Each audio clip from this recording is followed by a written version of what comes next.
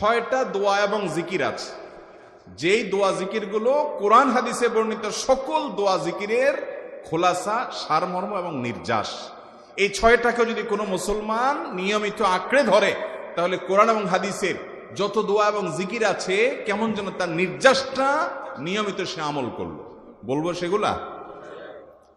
এই 6টা দোয়া এবং জিকিরের মধ্যে সর্বপ্রথম হলো নবী করিম সাল্লাল্লাহু আলাইহি সাল্লামের প্রতি দুরূদ প্রেরণ করা।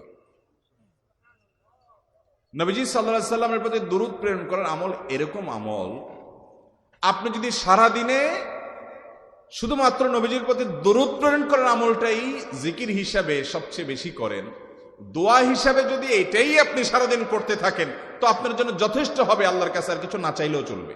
দুরূদ মানে হলো নবীজির জন্য দোয়া করা। ভাই, আল্লাহ তার হাবিবকে রহম করবেন, আপনার আমার দোয়ার দিকে আল্লাহর তাকানোর কোনো ঠেকা আছে? নবীজি কি আমাদের দোয়ার কোনো মুখাপেক্ষী?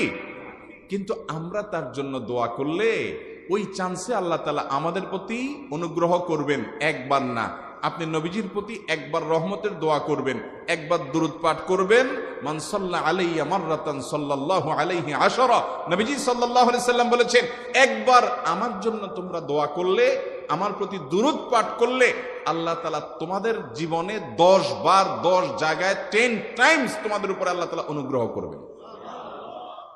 আপনি টেরও পাবেন না কত জায়গায় আল্লাহ অনুগ্রহ করেছেন। আল্লাহ বাঁচাই দিয়েছেন, একটুর জন্য শেষ হয়ে যান নাই। ওই যে দুরূদ পড়ছেন, আল্লাহ তাআলা রক্ষা করছে, আপনি খবরও নাই। আল্লাহ তাআলা আপনার প্রতি বিশাল একটা দান করছে, আপনি লক্ষ্য করেন নাই। ওই যে দুরূদ পড়ছেন একবার, 10 বার রহমত হবে। এভাবে যত দুরূদ পড়বে সে তত রহমত এবং অনুগ্রহ পাবে। বেশি করে পাঠ করবো তো ইনশাআল্লাহ।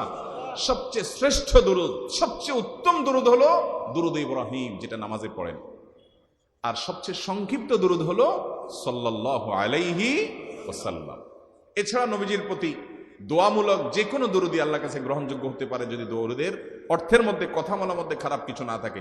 6টা দোয়া হলো কোরআন হাদিসের শত শত সহস্র দোয়ার নির্যাস।